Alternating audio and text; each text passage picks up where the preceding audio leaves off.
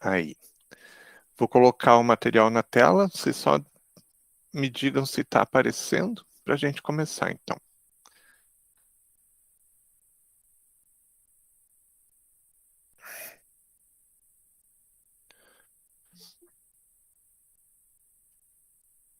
E aí, aparece? Sim, Tá, então vamos lá. Só recapitulando um pouquinho, na última aula que a gente teve, a gente falou um pouquinho sobre o profissional farmacêutico na farmácia hospitalar. Então, a gente falou do farmacêutico 7 estrelas, né? Então, que ele tem que ter aquelas 7 qualidades que a gente viu, né? Prestador de serviços farmacêuticos, capaz de tomar decisões, comunicador, líder, gerente, atualizado permanentemente e educador. A gente tem também, de acordo com o Manual Básico da Farmácia Hospitalar, que é um documento, digamos assim, não é totalmente oficial, mas é um documento que basicamente se segue no país. Se fala das habilidades que o farmacêutico hospitalar tem que ter. Então, a gente mais à frente vai falar também do perfil do farmacêutico hospitalar, retirado do Conselho Federal. Vocês vão ver que é tudo muito bastante semelhante. Então, três diferentes pontos de vista, né, de diferentes lugares, do Manual Básico da Farmácia Hospitalar, um do Conselho, outro da Organização Mundial da Saúde, no fundo, acabando meio que falando as mesmas coisas. Tem uma outra diferença, mas de uma forma geral, são muito parecidos. Então, o Manual Básico da Farmácia Hospitalar fala que o farmacêutico tem que ter quais habilidades? Primeiro, ter uma boa formação técnica. Claro, isso é extremamente importante, né? Você ter esse embasamento técnico vai fazer toda a diferença. Afinal de contas, você precisa entender de forma técnica o que acontece ali dentro de uma farmácia hospitalar para que você consiga, né, fazer bem o seu trabalho. Então, a formação técnica é bastante importante. Claro que não é o único ponto, né? A formação técnica é importante, mas a formação prática também é bastante importante. Então, na verdade, essa formação técnica é só um ponto de partida mesmo, né? Então, você precisa ter o conhecimento técnico para que você possa aplicar isso no dia a dia, no teu trabalho. E o conhecimento do dia a dia você vai adquirir conforme o tempo vai passando. Outra habilidade seria uma que a gente já viu, né? Ter boa comunicação oral, escrita e expositiva. No item anterior, do farmacêutico 7 estrelas, a gente falava em comunicação. Aqui se deixa um pouquinho mais detalhado essa questão da comunicação, porque não é só a questão da comunicação oral, o falar bem, né? O saber se expressar. É importante também você saber escrever. Não existe nada pior do que você ter o conhecimento, saber se expressar, mas na hora de escrever você ter falhas. Então você vai documentar tudo que está sendo feito e a gente tem que ter uma boa escrita para isso, né? Uma comunicação escrita bastante boa para evitar falhas que vão ser vistas por outros profissionais e tudo mais, e que podem comprometer até o nosso trabalho, né? Então, é bastante importante que a gente saiba como que é a linguagem falada e, né, diferenciar da linguagem escrita. A gente não vai se utilizar de uma linguagem escrita igual à forma como a gente fala. A gente tem que saber separar isso muito bem, a gente tem que saber diferenciar uma da outra. E a expositiva também, né? Então, expor uma situação, expor um problema, expor é, uma situação de forma que fique bastante claro. Ela está ligada com a comunicação oral, mas mais no caso de você passar informações. O Manual Básico da Farmácia Hospitalar fala que é uma habilidade você ter feito estágio em farmácia hospitalar antes de começar a trabalhar. Na verdade, hoje é uma obrigação. Não que a gente tenha algum impedimento, a gente não tem, pelo menos por enquanto, nenhum impedimento que não nos permita trabalhar se a gente não tiver um estágio, como acontece lá com a homeopatia, que você precisa ter a disciplina na faculdade e o estágio para você ficar habilitado. Aqui no estado do Paraná, pelo menos, se exige que o farmacêutico tenha feito a disciplina de farmácia hospitalar na graduação para que ele possa trabalhar na área. Não existe nada legal, né, dentro do nosso conselho que fale que você tenha que ter feito um estágio para você se habilitar, como no caso da homeopatia. Porém, o mercado exige isso. Então, é uma exigência do mercado. Então, por isso que o Manual Básico da Farmácia Hospitalar coloca essa questão de ter feito um estágio em farmácia hospitalar para você poder trabalhar na área, para você ser habilitado. Por quê? Porque os hospitais, depois de baterem bastante a cabeça, resolveram criar essa. Não que não se possa, não aconteça nenhum caso de alguém que comece a trabalhar na área hospitalar sem ter passado por um estágio, mas é bem mais difícil de você encontrar uma vaga assim, porque os hospitais preferem contratar alguém que já tenha conhecimento da área hospitalar. Por quê? Porque antigamente acontecia muito uma situação que eu vou relatar aqui para vocês. Muitas vezes o farmacêutico se formava, ia trabalhar, muitas vezes lá dentro da área de dispensação, e chegava num determinado momento que ele pensava alguma coisa mais ou menos assim: ah, estou cansado de atender público, de ter esse contato direto com o público, acho que não é para mim, né? Não, não sei, não estou muito contente.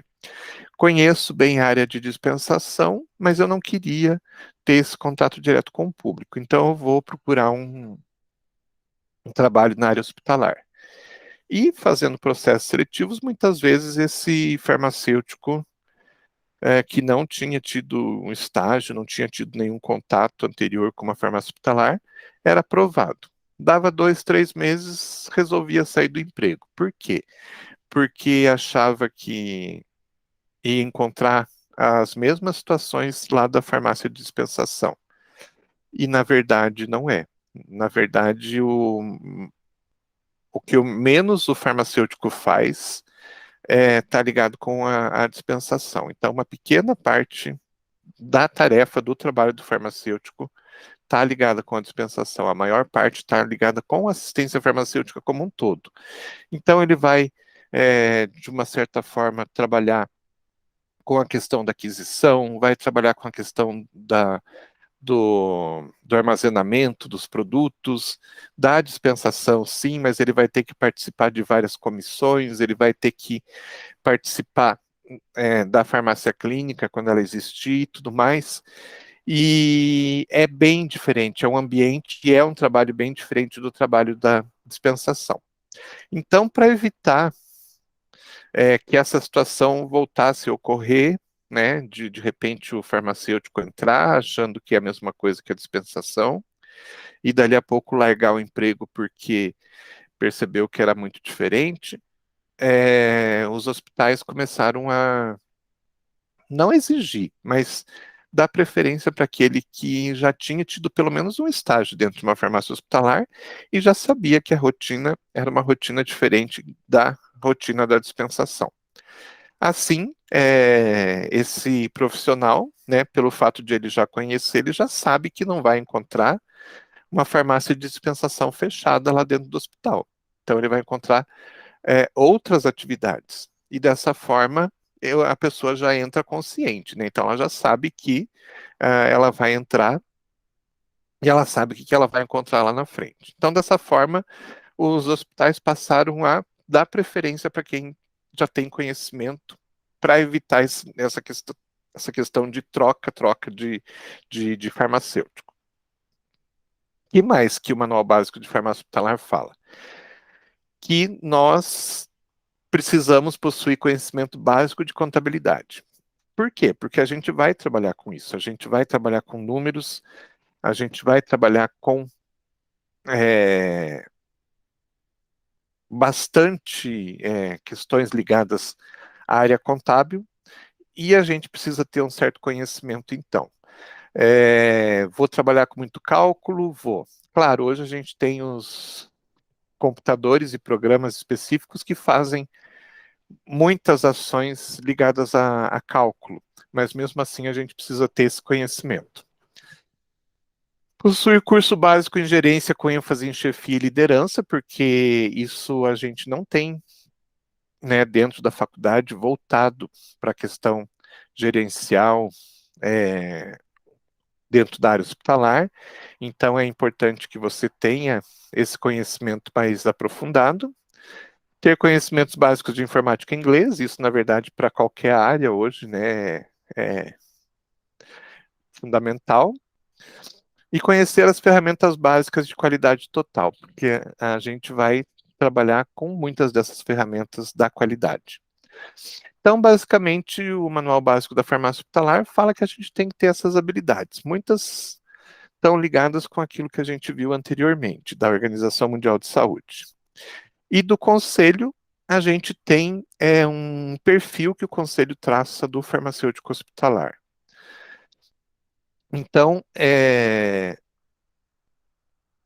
quando o conselho fala desse perfil, ele fala de um profissional que tem que conhecer praticamente todo o ciclo da assistência farmacêutica, porque a gente adapta esse ciclo da assistência farmacêutica para dentro do ambiente hospitalar. Então, a gente já viu anteriormente esse ciclo no serviço público, né, na saúde pública, e aqui a gente vê uma adaptação daquilo que foi feito lá no serviço público. Então a gente adapta para um ambiente bem menor, né? O mesmo, os mesmos processos da assistência farmacêutica. Então a gente vai voltar a ver todas essas fases da assistência farmacêutica voltadas para o ambiente hospitalar. E o farmacêutico tem que conhecer, então, tudo isso, né? Então, desculpem, desde o início lá, quando a gente cria dentro do hospital uma listagem de medicamentos que vão fazer parte do, da relação de medicamentos dentro do hospital, até lá atrás, lá no final, todo o processo da farmácia clínica. Então, são 7 os itens que são colocados pelo conselho, para que, né, 7 atribuições, para que o farmacêutico hospitalar seja o farmacêutico, vamos dizer assim, perfeito. Eu não vou ler todas aqui, porque a gente vai abordar uma por uma ali na frente, daí a gente já vai vendo quais são elas. A primeira delas está ligada com gestão, então planejamento, aquisição, análise, armazenamento, distribuição e controle de medicamentos e correlatos. Então, basicamente, aqui a gente está falando da parte de gestão, né, da parte ligada aos processos de gestão dentro da assistência farmacêutica. Então, o primeiro item dentro dessa gestão seria a aquisição de medicamentos e correlatos. Então, a gente vai ver isso mais à frente, mas só para vocês já terem uma ideia, né? É de nossa responsabilidade a aquisição de medicamentos e correlatos. Não necessariamente que nós vamos fazer a compra, nós, farmacêuticos, vamos ligar para as distribuidoras, fazer cotação, nada disso. Às vezes, até num hospital pequeno pode acontecer, mas de uma forma geral, existe dentro de um hospital uma central de compras, mas a gente vai precisar trabalhar junto com essa central de compras para que os medicamentos sejam adquiridos de forma correta. Então, dentro dessa aquisição, nós vamos ter que trabalhar com algumas informações, né? Primeiro, que os medicamentos e correlatos devem ser compatíveis com as reais necessidades do hospital. Então, a gente precisa saber, a gente precisa conhecer o hospital como um todo para a gente entender, né, o que, que é realmente necessário para adquirir, né, e para ser utilizado dentro do hospital. Então, é bastante importante que nós tenhamos esse conhecimento geral. Por mais que a gente não faça a compra, a gente precisa saber, porque a gente vai precisar informar alguém que vai fazer essa compra. Qualidade do produto ou matéria-prima deve ser levado em conta. Então, a gente vê, infelizmente, em alguns hospitais aí, que o processo de compra está ligado só com a questão financeira, né, o mais barato. E a gente tem que levar em consideração que, apesar de todos os medicamentos que estão no mercado, eles são aprovados pelo Ministério da Saúde, né, então eles são registrados e tudo mais, e teoricamente a qualidade deveria ser igual para todos, mas a gente sabe que na prática existem diferenças. Então, a gente precisa levar em conta que existem produtos de melhor qualidade e de qualidade inferior.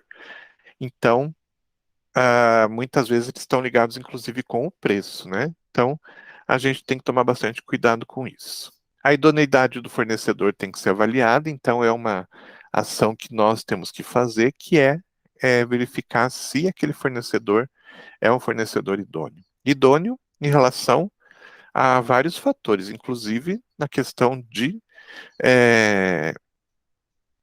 prometer que vai entregar um produto em um determinado momento e entregar dentro daquele momento. A gente é muito dependente disso. E independente de realizar a compra diretamente pelo hospital ou por uma central de abastecimento, os critérios anteriores devem ser sempre utilizados. Então, vocês vão ver muitas vezes que tem um hospital que tem uma central de compras, e essa central de compras compra tudo que é necessário para dentro do hospital. Então, ela vai comprar o medicamento, mas ela vai comprar o alimento que vai ser preparado para os pacientes, ela vai comprar material de escritório, material de limpeza e tudo mais. E a gente tem, às vezes, a central de abastecimento que fica responsável só pela compra dos medicamentos. Então, seria um, um órgão separado que faria esse processo de compras. Então, existem essas duas possibilidades, mas independente da forma como se trabalha dentro do hospital, tem que se levar sempre em consideração essas informações. Análise de medicamentos e correlatos. Quando a gente faz a compra de medicamentos e correlatos, a gente precisa fazer um controle de qualidade.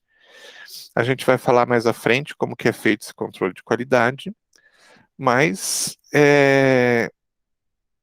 a gente precisa fazer. Se for um medicamento industrializado, a gente precisa fazer controle de qualidade? Precisa. A gente vai fazer sempre na hora da compra, né? Na hora da compra não, na hora que chega o medicamento, né? Então eu fiz a compra, o medicamento chegou, eu vou fazer um controle de qualidade inicial. Depois de um tempo eu vou fazer um controle de qualidade lá no armazenamento, na área de armazenamento, e antes de dispensar eu vou fazer esse controle de novo. Mas como assim? O que que eu vou fazer? Que testes são esses? Na verdade não são testes, são verificações que a gente deve fazer que estão, né, relacionadas com a manutenção da qualidade do produto. Então você vai olhar, por exemplo, o lote, a validade, ver se o produto está dentro da validade, você vai olhar se ele tem registro, você vai olhar como é que está o estado da embalagem, se a embalagem não está aberta, não está rasgada, não está molhada, ou verificar se de repente aquela embalagem não molhou uma vez na vida e hoje ela está seca, mas ela apresenta características de que foi molhada.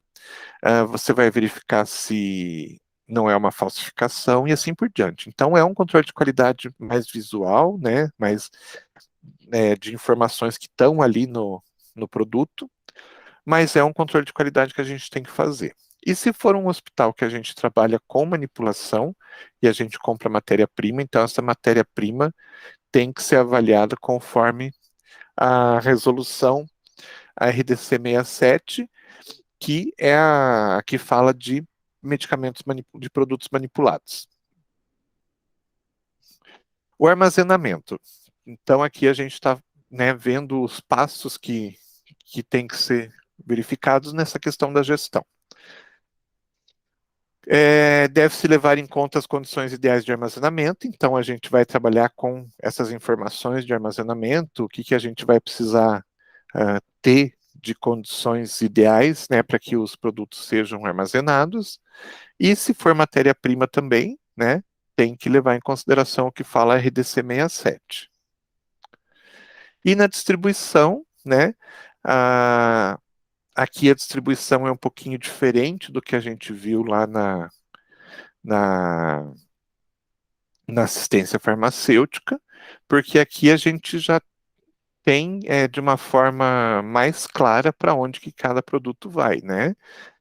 Então, existem vários sistemas de distribuição diferentes e a gente tem que escolher, então, para o nosso ambiente o melhor sistema. Também nós vamos ver lá na frente. A gente tem que racionalizar a distribuição e administração de medicamentos para evitar incompatibilidades. Então, o farmacêutico tem a tarefa de cada prescrição que vem, né, pedindo medicamento, ele fazer uma análise daquela prescrição para verificar se está tudo ok, não vai ter incompatibilidade, não vai ter nenhum tipo de problema. A distribuição tem que ser feita de forma a aumentar o controle sobre o uso. Então, nós precisamos controlar melhor o medicamento dentro da farmácia, mas também fora, né? Como que ele está sendo usado, se ele não foi usado, o que está acontecendo com esse medicamento, ele está sendo devolvido, e assim por diante. E, obviamente, racionalizar custos. Tudo, na verdade, tem que ser pensado na racionalização de custos. A farmácia, dentro de um hospital, ela é o órgão que mais que custa, digamos assim, mais caro para o hospital, porque é compra de medicamento direto e compra de produtos caros, e tem um giro muito grande, né? Então, tudo que se conseguir trabalhar de diminuição de custos, né, para o hospital, a gerência do hospital agradece. Claro que a gente tem que pensar nessa racionalização, nessa diminuição de custos, mas pensar na qualidade do produto que não pode se alterar. E controle de estoque de medicamentos e correlatos. Então, a gente tendo um controle de estoque de medicamentos e correlatos eficiente dentro do hospital, a gente vai evitar vários problemas, como perder medicamento, né? Ou faltar medicamento. O perder, que eu digo, é por prazo de validade, e perder também por desvios, né? Então, o controle de estoque tem que ser bastante eficiente para que a gente consiga, então, ter um controle bem grande em cima desses medicamentos. Segundo item dos 7, né? Desenvolver ou manipular fórmulas magistrais ou oficinais. Então, aqui a gente tem o caso do hospital que trabalha com manipulação. Ou manipula medicamentos mesmo, ou manipula produtos, muitas vezes produtos de higiene pessoal, ou produtos de limpeza dentro do hospital, ou manipula mesmo a alimentação parenteral. Então, e tem hospitais que terceirizam tudo isso. Tem hospitais que preferem, então, terceirizar e acham que é mais fácil para o hospital. Então, a gente tem aí várias situações diferentes. quando existe essa manipulação tem que seguir as regras que existem para o país a respeito de manipulação magistral ou oficinal. Então, a gente tem que seguir a legislação.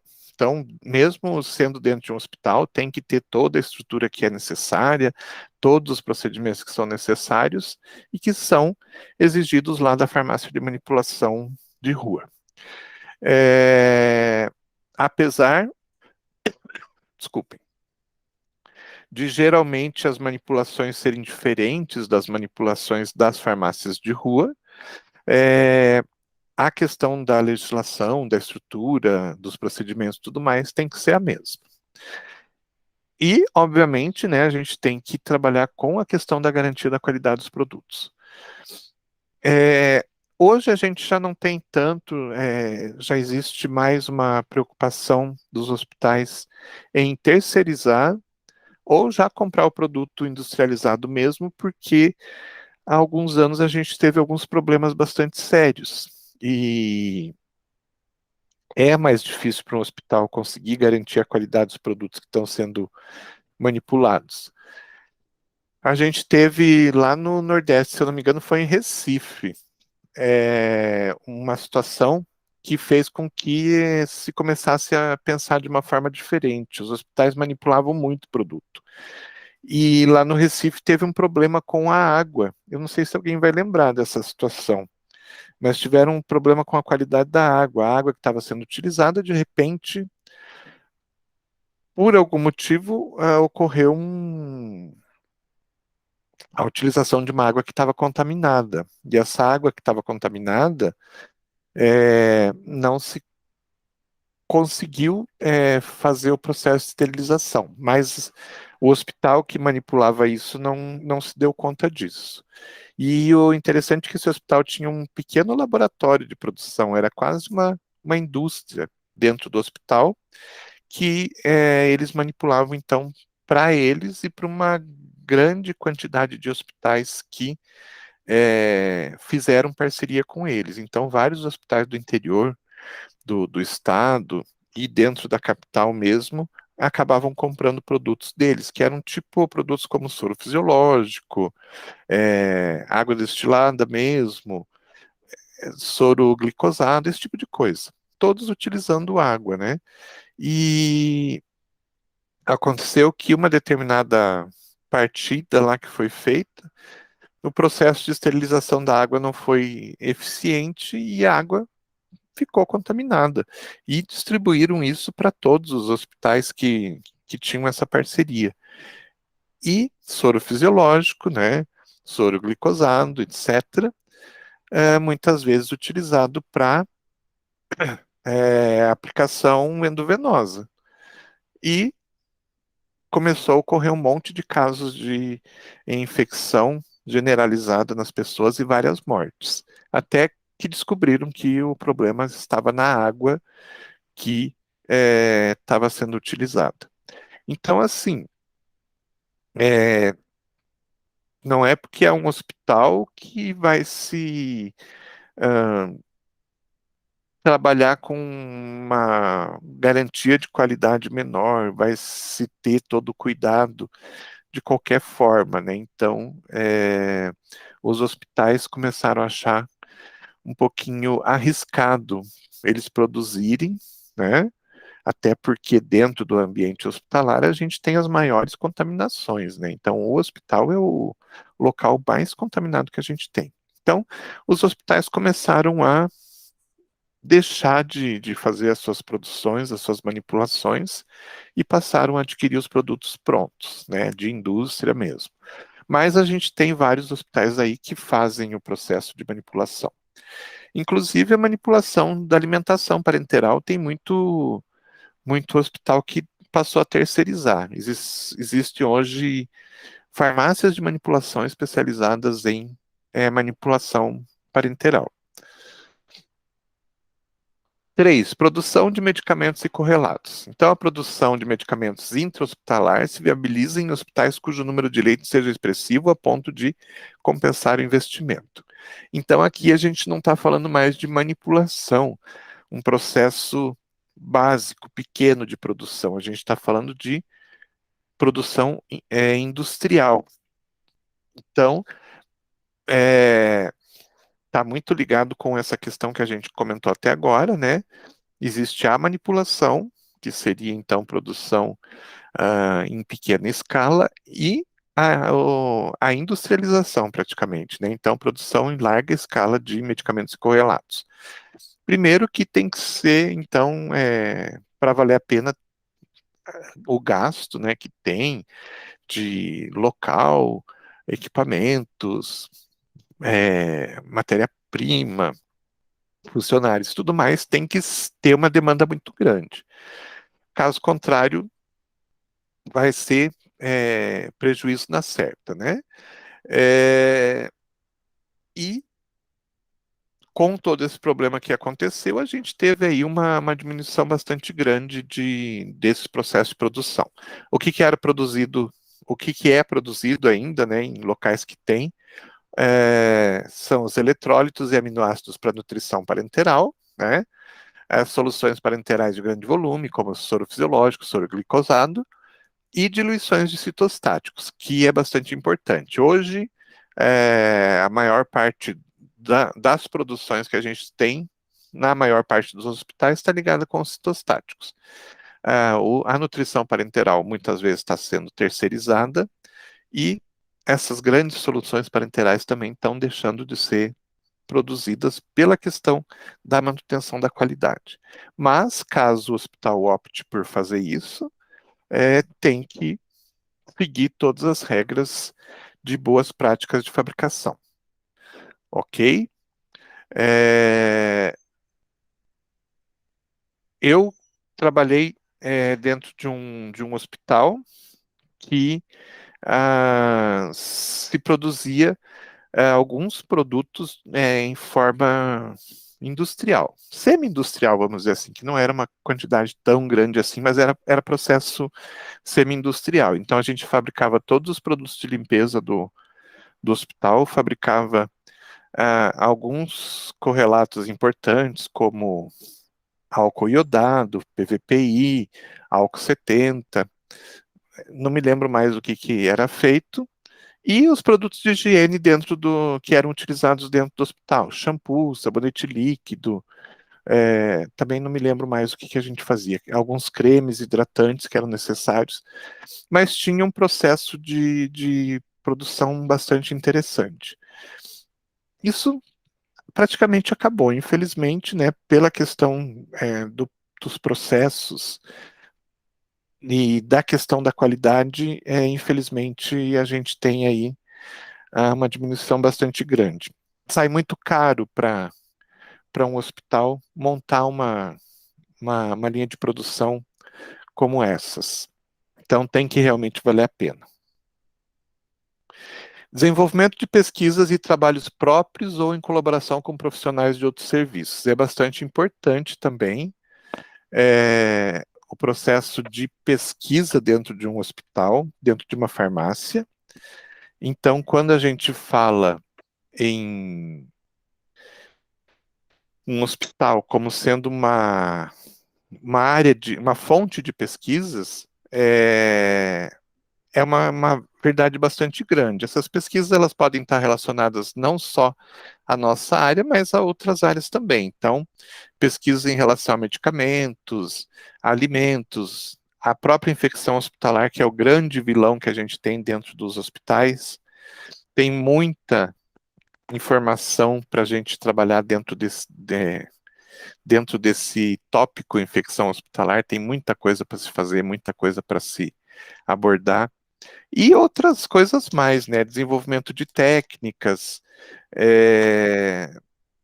São várias as situações que a gente pode trabalhar. Então, dentro de um hospital, um verdadeiro hospital, a gente tem que ter isso. Pesquisas, né? E trabalhos que sejam feitos. A gente tem dentro de um hospital o quê?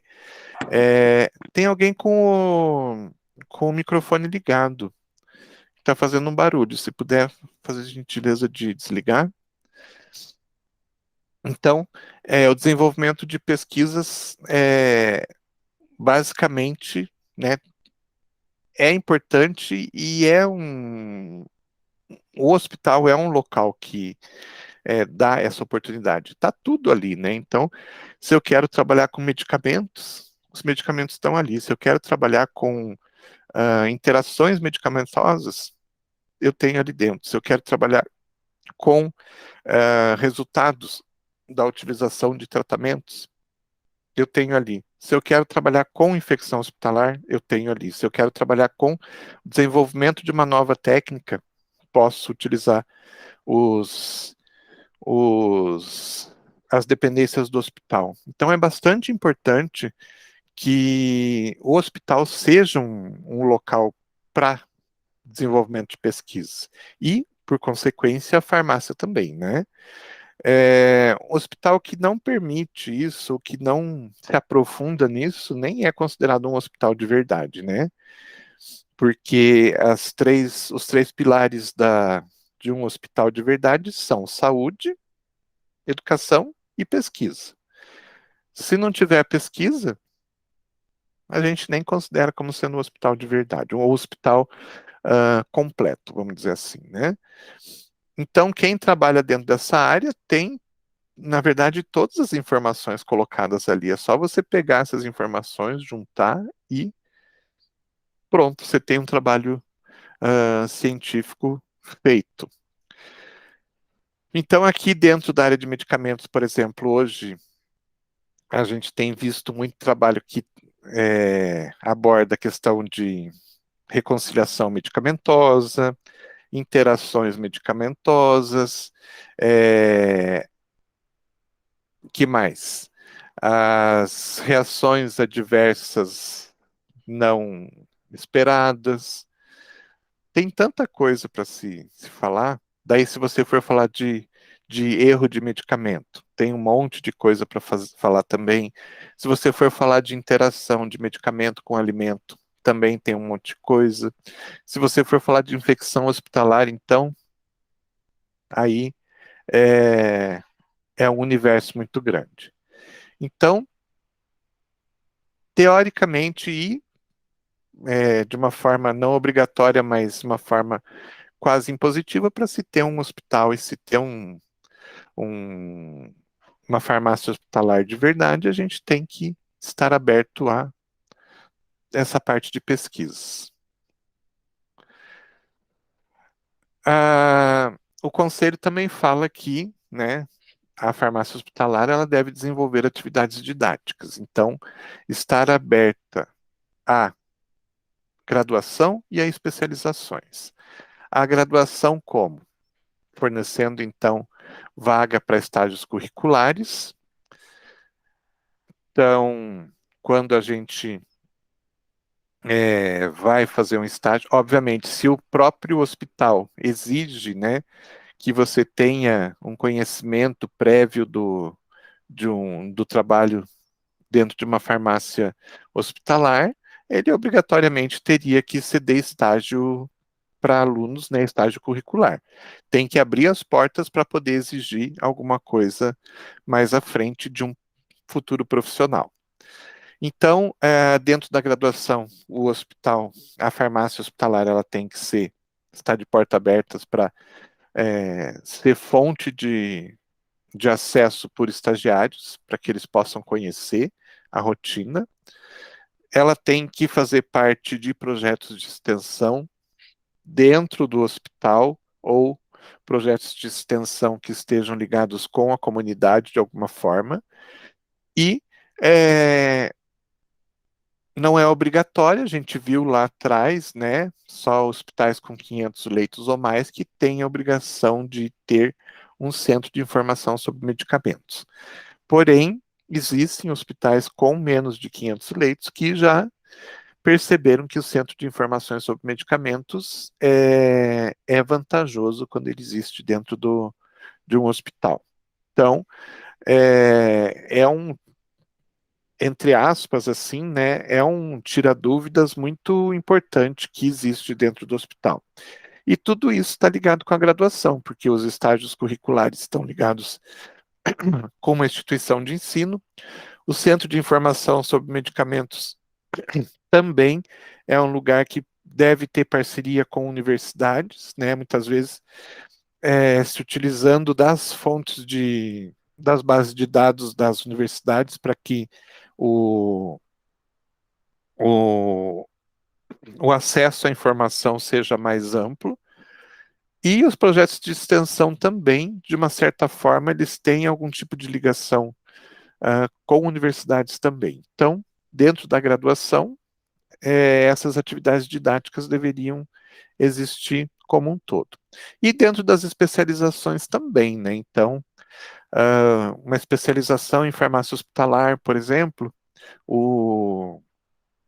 as aulas muitas vezes deveriam ser dentro da própria farmácia hospitalar, né? Deveriam ser ali em loco, para que realmente se tenha uma vivência, né, daquilo que está sendo passado dentro da especialização. Seria bastante interessante que isso viesse a acontecer. Ô, professor, Oi, bom dia. bom dia. Seguinte, você estava falando ali da que tem farmácia hospitalar que tem manipulação, né? Sim, sim. No caso, assim, da especialização, se, por exemplo, eu quero fazer uma especialização em farmácia hospitalar, vai entrar até essa parte de manipulação ou eu tenho que fazer mais uma especialização com relação à manipulação? Olha, eu não conheço nenhuma especialização na área de farmácia hospitalar que aborde as manipulações, Uhum. sabe? Então, pode até ser que tenha, eu não conheço. Pode ser que se crie ou tenha se criado uma específica.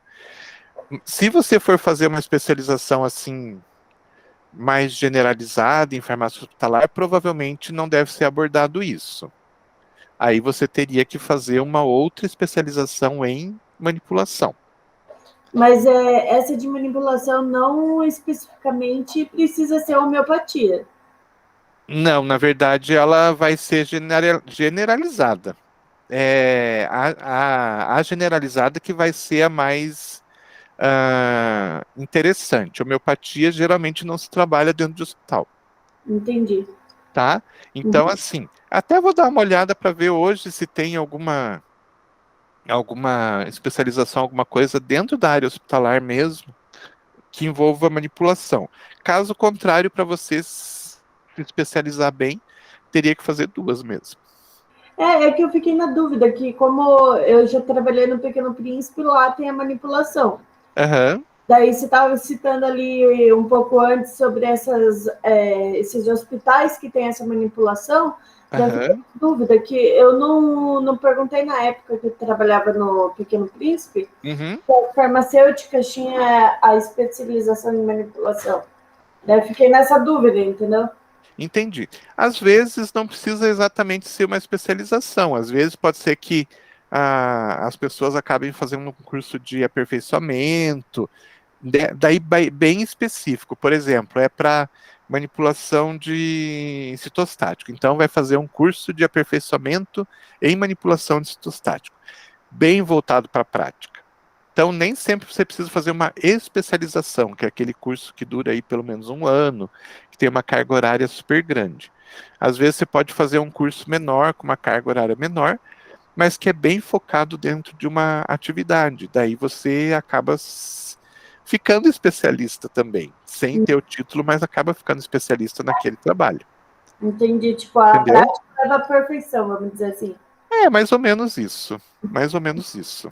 Entendi. Então, Obrigada. às vezes, até os próprios hospitais eles acabam oferecendo esses cursos, né? Ah, fulano vai trabalhar com manipulação, então vamos, sei lá, pagar um curso para ele fazer lá em São Paulo, pagar um curso para fazer aqui em Curitiba, alguma coisa assim, para que ele tenha condições de assumir essa atividade, sabe? Entendi.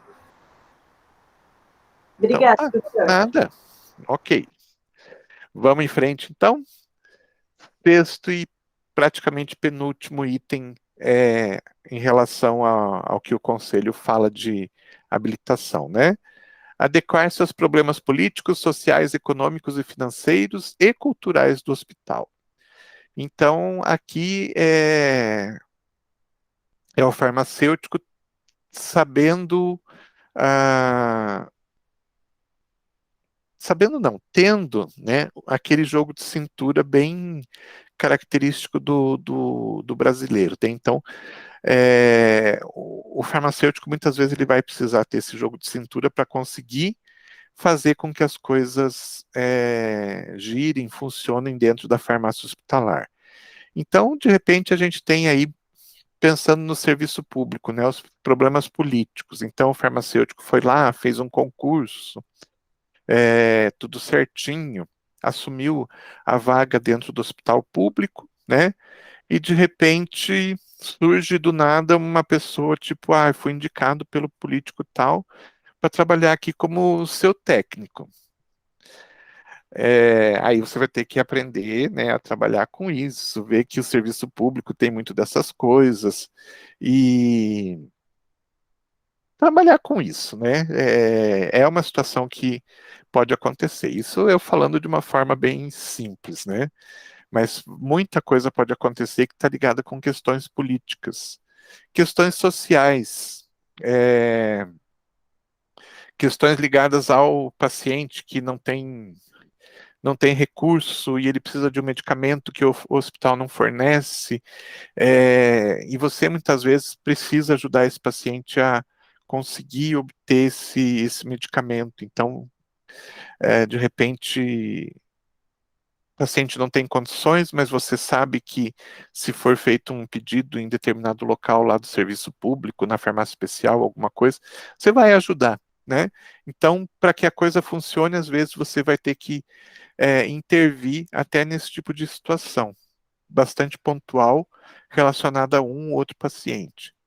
Questão econômica e financeira, né? Muitas vezes o hospital está num determinado ponto assim que ele diz assim, olha, preciso que a farmácia ah, corte custos, né? E às vezes você, como farmacêutico, vai ficar no meio de uma situação tipo, vamos ter que cortar funcionários. Os meus funcionários são bastante importantes e eu vou ter que escolher qual funcionário que vai ser demitido, ou de repente assim eu preciso comprar 100 mil reais de medicamento e o hospital me diz, mas só tem 50 mil.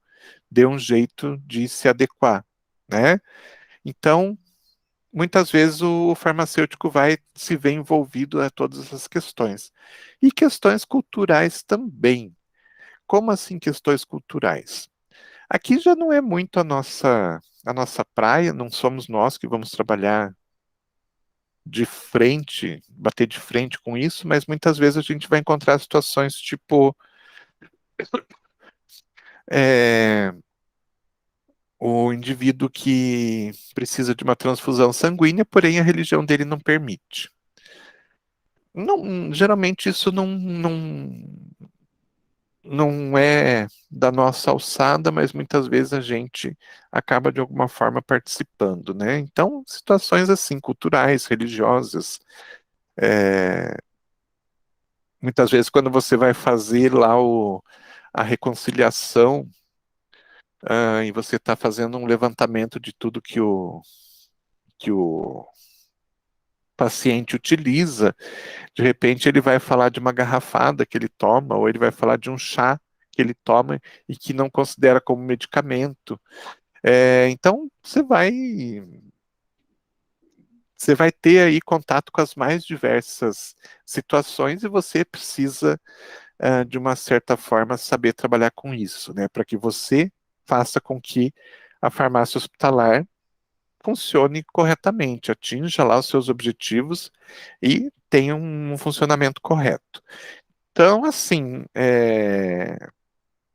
o hospital e a farmácia hospitalar não se não ficam fechadas, encerradas, né? As situações e as questões não ficam encerradas dentro da farmácia hospitalar.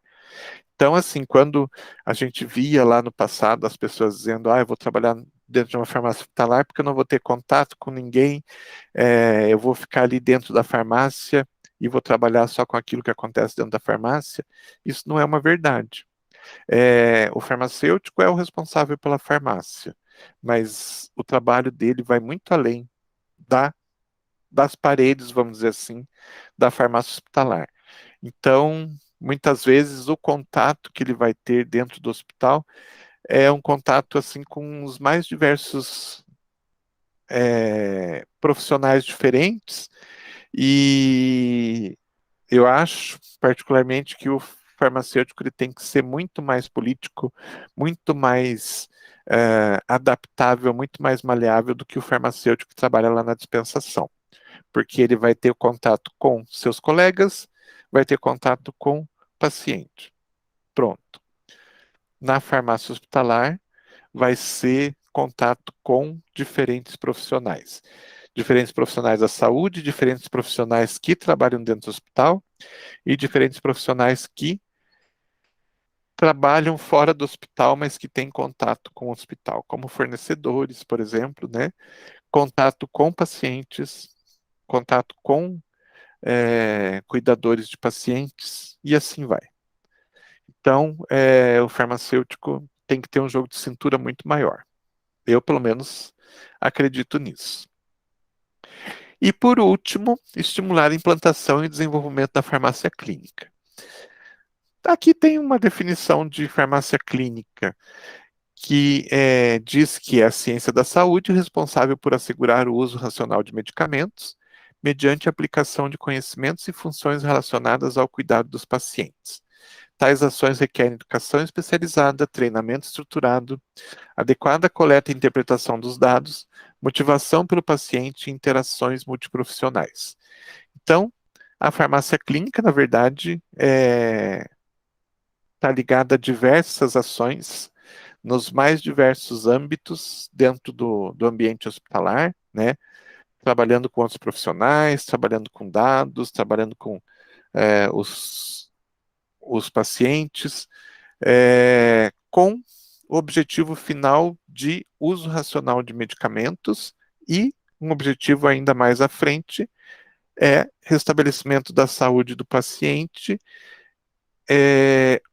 ou quando não é possível o restabelecimento, pelo menos a estabilização do nível de saúde do paciente, porque nem sempre a gente vai ter o restabelecimento, né, da saúde, mas quando isso não acontece, a gente deve buscar, então, uma doença estabilizada. Com o objetivo mais final ainda de melhorar a qualidade de vida do paciente. Então, quando você se utiliza de várias informações, várias técnicas, várias... como é que a gente pode dizer? Vários modos diferentes de buscar esse uso racional, você acaba ou, né, auxiliando na cura do paciente, ou pelo menos na estabilização da doença. E isso vai, obviamente, trazer uma melhora na qualidade de vida do paciente. Então, a farmácia clínica está muito ligada com isso. E o farmacêutico deve, então, estimular que se implante a farmácia clínica dentro do hospital e que se trabalhe com a farmácia clínica. Aí o farmacêutico, mais do que nunca, ele acaba saindo muito mais do ambiente da farmácia hospitalar e começa a fazer parte do hospital como um todo. Beleza, gente? Por hoje é isso aí. Se vocês perceberem bem, na verdade, a gente tem aí 3 fontes diferentes falando praticamente a mesma coisa sobre o farmacêutico e a farmácia hospitalar. Ok? Dúvidas? Nenhuma. Beleza, então. Então, uma boa semana para vocês e até a semana que vem. Tchau, professor. Bom dia. Tchau. Bom dia.